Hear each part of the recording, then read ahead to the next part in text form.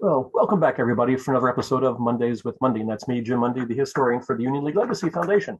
You're watching this episode on Monday, October the 11th.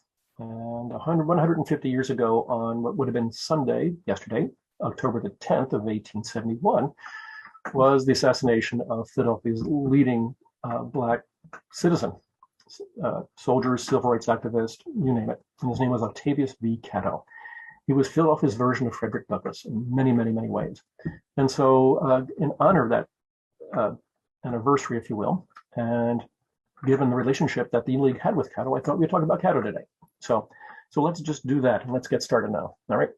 So I'm going to share my screen.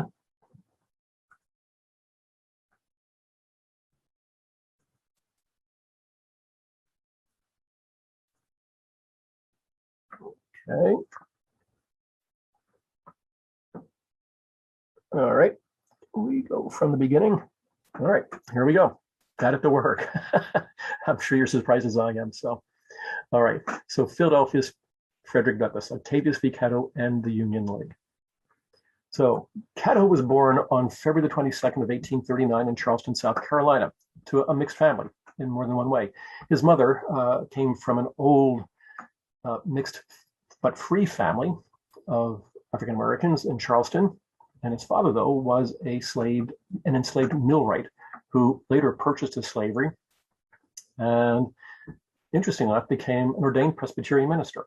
And when that happened, he went north with his family, first to Baltimore and then to Philadelphia, which is how Catto got to be here. So Catto was educated in Philadelphia in a number of different schools, but he ended up at a place called the Institute for Colored Youth, which is on Bainbridge Street between 9th and 10th. And that is it. It was founded in 1837 by a group of Quakers whose only goal was to make sure that young Black boys and girls had a good classical education. And that's what they got there, right? The school itself no longer exists as the ICY, as it became known. Instead, in the late 19th century, early 20th, it moved out to Chester County and became known as Cheney University. All right. So Catto was an incredibly bright young man. And after graduating, he did some studying in classical languages. And then he became a teacher at the school in 1859, teaching math and English. And that's where things took off because, of course, Catto, by being such a smart guy, he knew what things were like in Philadelphia, and especially the way that the Black community was being treated. And so he became one of its leading proponents for civil rights for Blacks. All right. Civil War comes along in April of 1861. And on December 27th of 1862, the Union League of Philadelphia is organized, and they moved into this building, their first clubhouse, at 1118 Chestnut Street, the old Hartman Coon Mansion.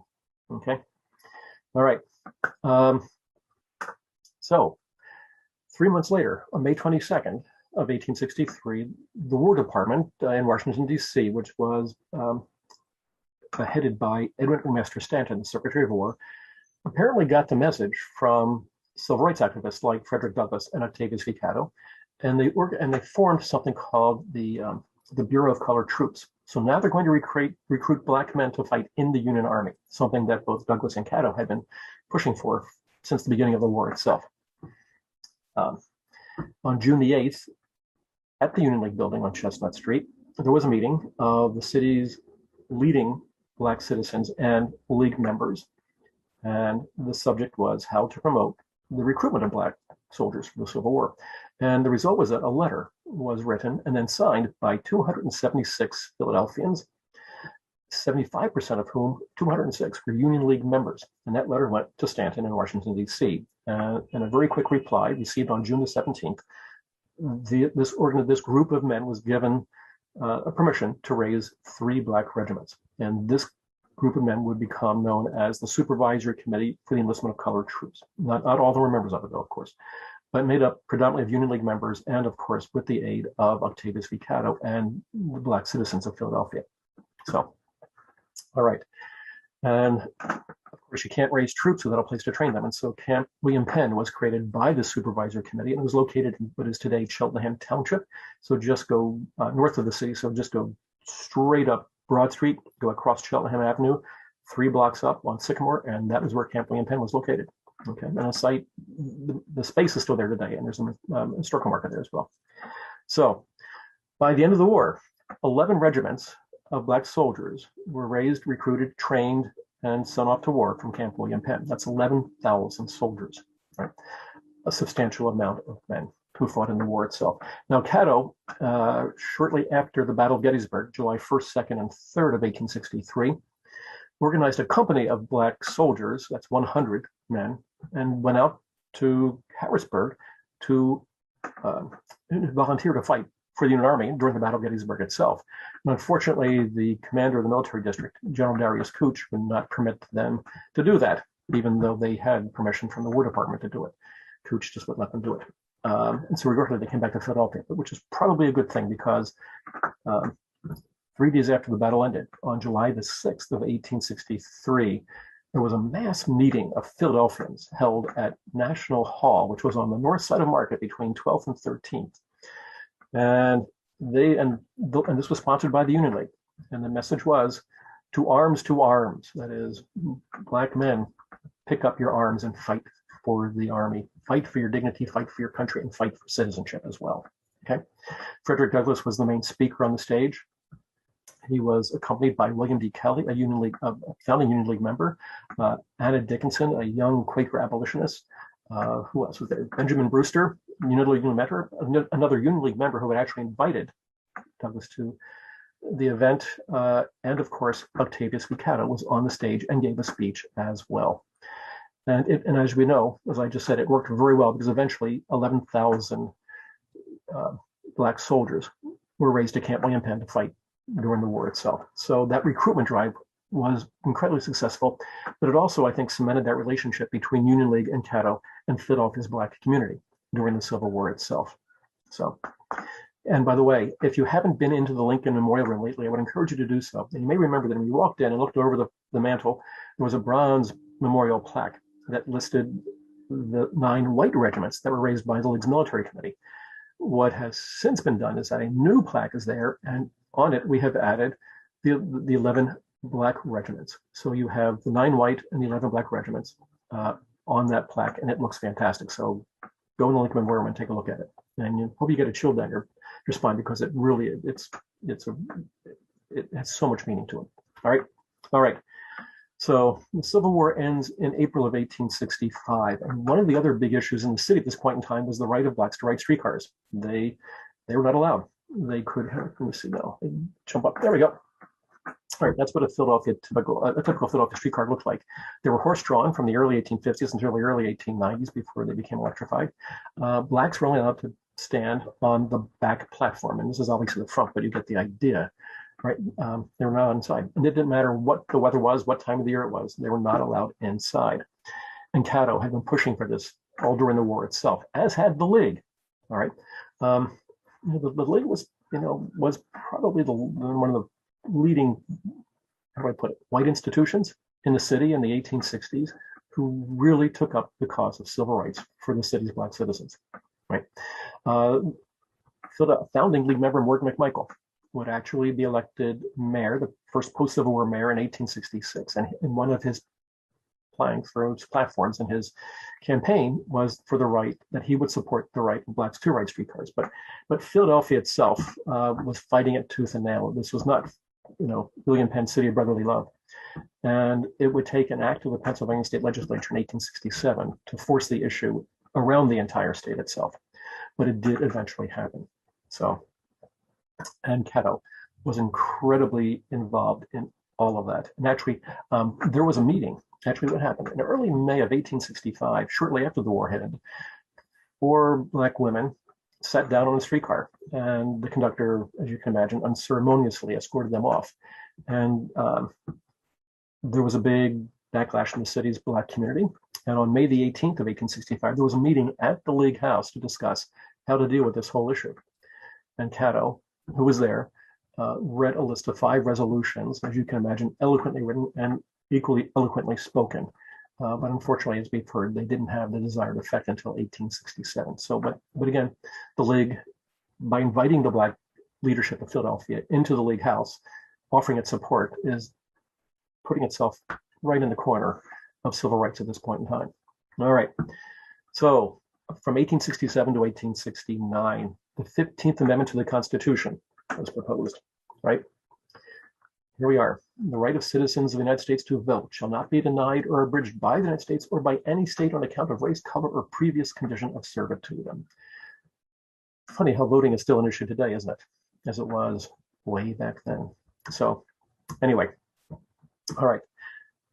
So this was the third and last of the three Reconstruction amendments. Okay. The Pennsylvania State Legislature approved, ratified the amendment in 1869, and then on March the 30th of 1870, after the appropriate number, the needed number of states had ratified it, it became effective. March 30th of 1870. And to celebrate the occasion, there was a big party in Philadelphia, on a big celebration on April the 26th of 1870 that was held at Horticultural Hall on South Broad Street, just a block or two below the Union League Clubhouse itself. But before the party really began, and there was a procession and a parade on Broad Street and all that kind of stuff, there was a meeting with the city's leading Black leaders, including, headed by actually Octavius V. Catto. And that afternoon, he was presented with an emblematic banner signifying that Blacks have now got the right to vote. Okay. And that was done in the League House. And of course, it's going to be that one. All right. So you can imagine. So walk in the front door sometime and maybe turn to the right where the parlor was back then. And today it's the North Lounge. It's probably where that meeting took place. Maybe the banquet hall on the second floor. Okay. So anyway, so the League is definitely a happy place to be at this point in time. Now, this was a campaign broadside, if you will. You can see the constitutional amendment, and it's all about getting Black suffrage. And if you look on the left-hand side, Geary, Forney, McClure, Cameron were all members of the League, and you can see the League sustains it, the Negro, the equal. You know, on the right-hand side, there's a list of 12 members of Congress from Pennsylvania. 6 of them were Union League members who voted for the 15th Amendment. So you can see how engaged the League really was in the civil rights movement in the 1860s and 1870s. Right. Okay, now back to Catto. All right, there was an election in October of 1871, the first major election in which Blacks could vote in Philadelphia. And Philadelphia is still a very unfriendly place towards its Black citizens. And at this point in time, there are an awful lot of famine Irish immigrants. I'm actually a 5th generation of famine Irish, believe it or not. And there's Octavius V. Catto. Catto, on October the 10th, was acting as the proponent of trying to urge his fellow Black citizens to go out and vote. Now, again, he lived at 814 South Street, so that's the neighborhood in which he's encouraging his fellow citizens to go to the different polling places and vote. But obviously he could tell that it would be a rough day, and he had just purchased a gun for his self-defense. And that's what you see in his right hand. But unfortunately, he was cornered by, and again, this isn't an accurate depiction of exactly what happened, but he was approached by 2 Irish thugs, shall we say, and they shot him stone cold dead, right? And he died within hours at his house on South Street. And that was the end of Octavius V. Catto. All right. And I often wonder about my Irish family lived in the 800 block of Locust Street, just a few blocks north of there, and I'm all my great-great-grandparents, Mundys, and I'm always wondering what they thought about Blacks and voting at that point in time. I don't know. I know what I hope. Regardless. All right. So, Catto's funeral. The arrangements were made by the Union League. Right, there was a committee on arrangements headed by Alexander Colesbury, a League member, and they met the morning of the funeral on October the 16th at the League House. There was also a mass meeting that morning before the actual memorial, if you will, which was at the 1st Regiment Infantry Armory at Broad and Wood Streets, so north of City Hall. Right, that's where Catto's body lay in state. There would be a procession down Broad Street and then out to Lebanon Cemetery in Southwest Philadelphia, where Catto would be interred. And at that mass meeting were many League members. Actually, it was chaired by a founding League member named Henry Charles Carey. And there with Carey were George Boker. I mean, if anybody was the face and heart of the League, it was Boker. William Meredith, its first president. James Clyghorn, its first treasurer. John W. Forney, who had been the secretary of the U.S. Senate. During the war, you had, as I mentioned, William Kelly, Pig Iron Kelly, and Alexander McClure. I mean, all of the big Union League names were there that day at that ceremony and at that service. So again, it just reaffirms that connection between Philadelphia and the Black community in Philadelphia at that point in time. So now, Catto, as I mentioned, was buried at Mount Lebanon Cemetery, but that cemetery was eventually closed and moved to Delaware County, to what is now called Eden Cemetery in Collingdale. And this is the tombstone on Catto's grave. All right, but it's not the end of the story. The League has one more way to show its involvement with Catto and its appreciation for his place in Philadelphia history. So in 2004, the O.V. Catto Memorial Committee was organized, and it was chaired by two Union League members. And you can see Carol Washington in the center, and then former League President James Straw on the right. And in 2006, the committee announced a capital campaign to raise $1.5 million to erect a sculpture of Octavius V. Catto. And there was no since the Civil War, there had never been a public sculpture of a Black citizen from Philadelphia, but there was going to be now. And this committee commissioned the sculptor Brantley Craig on the left-hand side to do the sculpture. And this is what he did. Magnificent, isn't it? It certainly is very evocative, very spiritual, emotional, but also with a little bit of, determination, all right? So this sculpture, the only one of its kind in Philadelphia, now can be seen on the southwest apron of City Hall, which you see behind it. And this was the dedication ceremony held on September 27th of 2017, all right? As you can imagine, the League was well represented by Jim Straw and Carol Washington, among others, and many League members as well. So that, folks, is the end of our story. I don't know if it's an enjoyable story, but I think it's important for us as League members and employees, such as me, to understand this part of our history and our patrimony, because it's still relevant to this very day, as we've seen in our recent history, both in the city and in the nation as well. So I hope you did enjoy it in some way, if you will.